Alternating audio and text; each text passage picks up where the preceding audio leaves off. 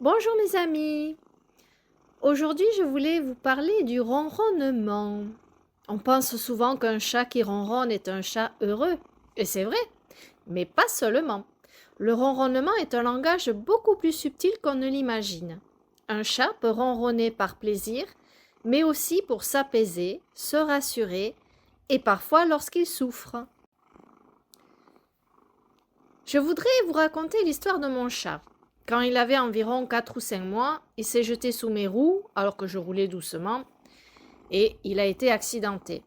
Il a eu la mâchoire cassée, la patte cassée, il a failli perdre sa patte et il est resté longtemps hospitalisé. Je n'ai jamais retrouvé son humain, peut-être que c'était un chat errant, hein. Le vétérinaire envisageait l'euthanasie, alors j'ai décidé de le prendre chez moi et de prendre en charge tous les soins. Sa patte était brûlée, à vif, sans poils, sans peau, il souffrait énormément, et pourtant, il ronronnait. Et oui, mes amis, le ronronnement n'est pas seulement une expression de bonheur, c'est aussi un mécanisme d'auto-apaisement. Scientifiquement, on sait que les vibrations du ronronnement, entre 25 et 150 Hz, ont un effet calmant sur le système nerveux, peuvent réduire le stress, la douleur et favoriser la guérison.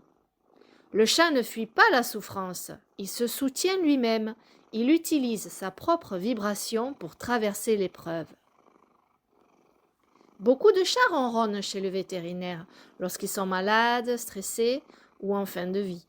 Ce n'est pas toujours un signe de bien-être, mais souvent une manière de se rassurer et parfois même de nous rassurer.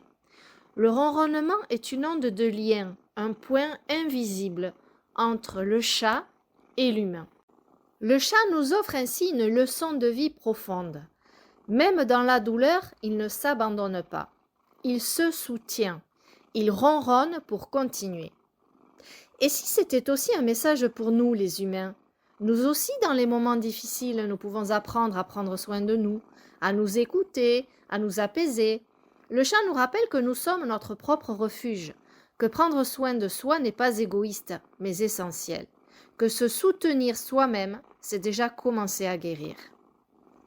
Dans le murmure du ronronnement se cache la voix sacrée des animaux, une voix qui nous dit doucement « Ta priorité, c'est toi ». Et peut-être que lorsque mon chat ronronnait dans la souffrance, il me montrait déjà le chemin, celui de la douceur envers soi, de la présence et de l'amour qui soigne. Et vous, mes amis, comment prenez-vous soin de vous quand la vie devient plus difficile? N'hésitez pas à me laisser des messages dans les commentaires.